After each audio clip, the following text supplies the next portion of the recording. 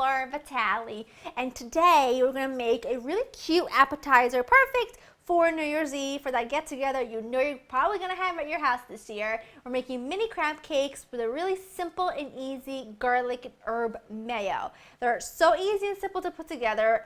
Everyone always loves and raves about them. So let me take you over the ingredients so we can get started. You're going to need some good quality crab meat, some panko breadcrumbs, a beaten egg, Old Bay seasoning, scallions, garlic, lemon, parsley, mayo, Dijon mustard, salt and pepper, and Worcestershire sauce. And you'll need a few more ingredients to make the mayo after, in a little bit. For now, let's get started on this. So let's get going into making a little mixture here. I'm going to take my scallions and my garlic, not too much, along with my parsley. That looks about enough. And then my mayo and mustard, Dijon mustard. And I'm going to puree this up until it's nice and pureed, but you can leave it a bit chunky if you want to. Whoops, wrong side.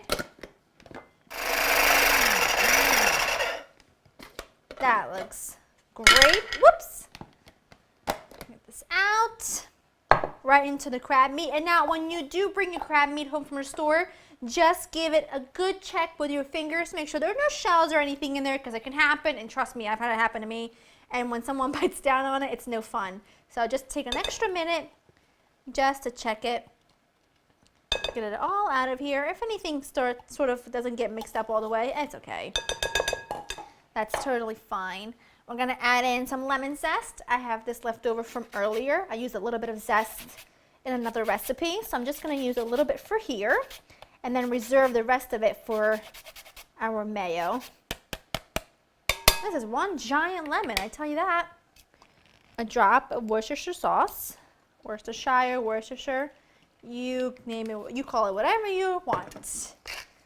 A little bit of salt and pepper, not a lot, because there's quite a bit of salt in the Old Bay. I just don't want this to be over salted. And then comes the Old Bay, which I think is crucial in crab cakes.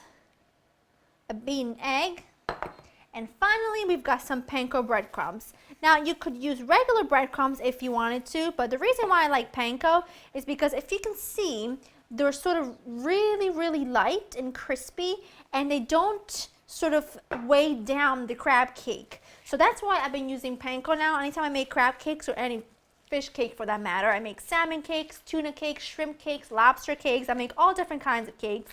Let me know what your favorite is, because I'd love to make it for you, or let me know if there's a specific place maybe you'd like to go and get it, because I'd love to check it out. I'm constantly traveling and always asking people what they eat and where is the best place to get it, so let me know so that I can go check it out for myself. So I'm just now mixing everything together. This looks great. Now I'm going to cover this. I'm going to pop it in the fridge for 30 minutes just to set a little bit, and then we'll be ready to fry them up. My crab mixture was in the fridge for about 30 minutes, and what I have here is a really large skillet with some vegetable oil over about medium-high heat.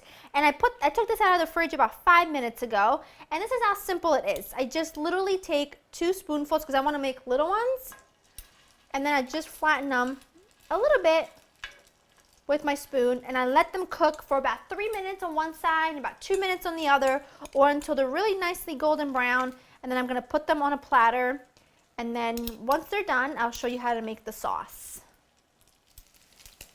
Taking the rest of the crab cakes out. They just cooked for about 3 minutes on one side and about 2 minutes on the other. I put them on a little paper towel lined plate just to soak up any of the extra oil.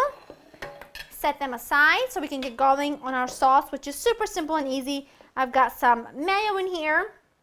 I'm going to add in some chopped parsley to that. I've got here a finely chopped scallion and some garlic, zest of lemon, a little bit of it anyway, you don't need a whole thing, salt and pepper, super important, just a squeeze of lemon, not a lot because you don't want to make this too watery. Move that aside. Give this a good stir.